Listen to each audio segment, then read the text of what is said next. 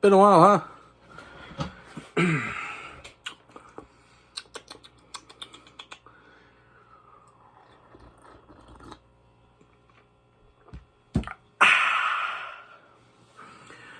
Well, that was a bit dramatic, wasn't it?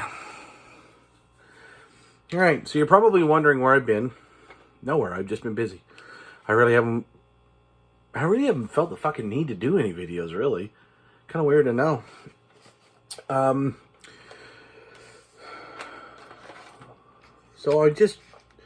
So in case you guys didn't know on Instagram, if you saw, I had a little pit stop today. It was record store day. I personally myself didn't buy any record store day. That being said, I did buy something for my buddy Andrew Earl. I bought him the Voivod Angel Rat vinyl that was released today. He's been dealing with a lot of shit with his sciatica nerve, and he's out for a little bit.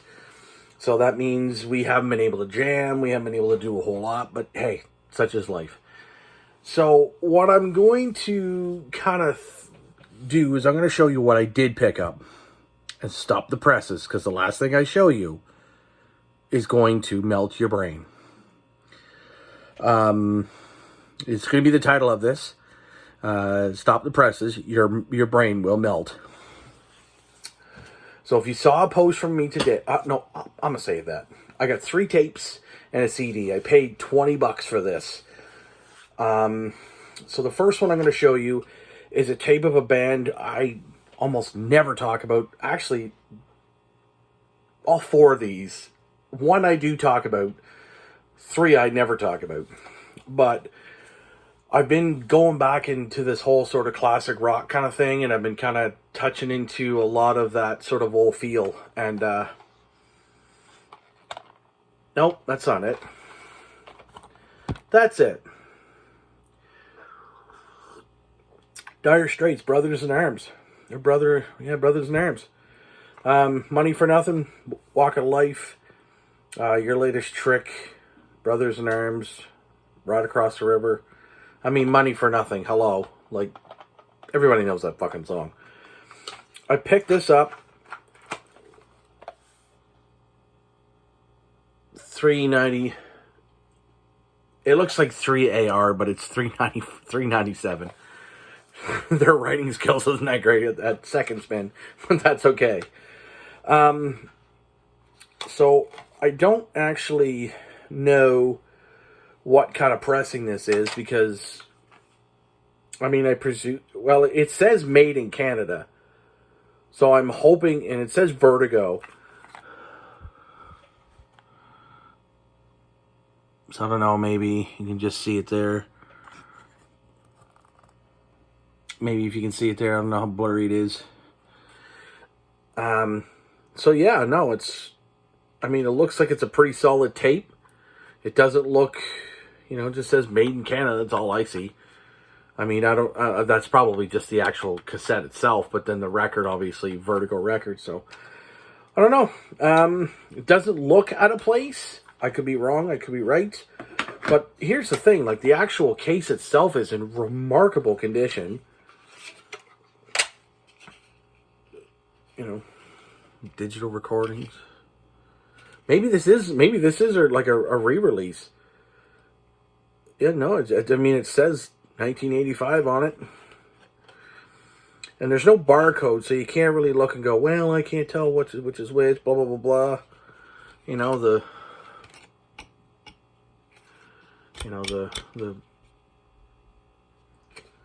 The packet here looks pretty fucking good. Or the insert, I should say. Moving on to a band that I listened to a lot when this tape came out. So this was released in 91. I was just coming up on 10 years old. I was 9 or 10 years old when this was out. And this was a big, big, big tape for guys who were into rock, but they weren't into like some crazy, crazy stuff. And that's Spin Doctors. Pocket Full of Kryptonite. I was a big fan of this friggin' tape, man. I loved it. Like, I had, You know, like the tape's in mint condition almost. It almost feels like it's, you know, it's almost like it's brand new. So whoever had this must have just had it and cleaned it up or whatever. You know, cardboard insert, pretty damn good condition. And I mean, this may not be everybody's flavor of tunes, but you know what? Like I said, when this came out, man, it was massive. I mean, it was huge. People loved it. It was crazy. And you guys, again, you have to remember, like, some of the big bands I was into at the time, like in 80 or in 91. Like, that was the year the Metallica Black Album was out. This was out. You know, AC/DC had come out, was Razor's Edge. Like, a lot of that time is, you know, I didn't get into the extreme stuff, as I said, till far later. And this... And again, that there, $3.97. Steals for tapes that are in really good friggin' condition. I mean, I presume someone probably just had a box of these just laying around and then just never bothered to just figure they'd get rid of it. And this one here, like, this almost feels like it was just taken out of the packing like yesterday. Rolling Stones. $3.97. Steel wheels. Like, this was one of the biggest tours that I think that they ever did back in the day. And the thing is too is, like, you got to look at the actual cassette itself. Like, of course, there's your scuff marks, but there's not a crack out of this or nothing. Like, look at this tape. It's pristine condition. I mean, like, absolutely spectacular. I mean, Blinded by Love, Sad, Sad, Sad, Mixed Emotions, which is probably one of my favorite Stones songs of all time. Terrifying, Hearts for Sale, Rock in a Hard Place, Continental Drift, Can't Be Seen, Break the Spell, Slipping Away. This is like perfect condition. Everything on these three cassettes are in perfect condition at $4 a pop. $4 Canadian a pop. Like, that is... Come on, man. Now, stop the presses. Now, I want to make sure that people on here know what's going to happen. So, starting later today, and going into tomorrow, and pretty much the rest of this week, I'm going to be doing a ranking because a friend of mine asked me to do it. He goes, I really want you to do it. And I originally told him no. I told him no 3 or 4 times. And I'm kind of getting bored of doing rankings without at least having anything to show for it. I did the Black Dahlia Murder, and I don't own any Black Dahlia. I've done a couple others, and I don't own anything by them. And it's terrible. It's stupid.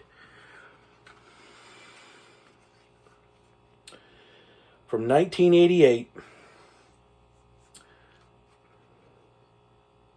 Smashes, thrashes, and hits. I bought a fucking Kiss CD. Now, I want to make this clear. Also, I bought it for $7.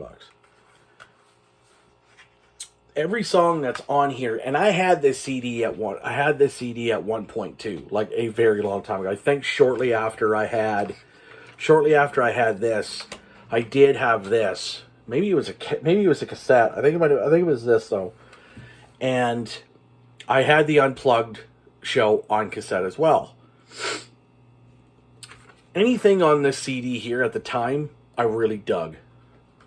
I want people to understand that. Do I really dislike the band?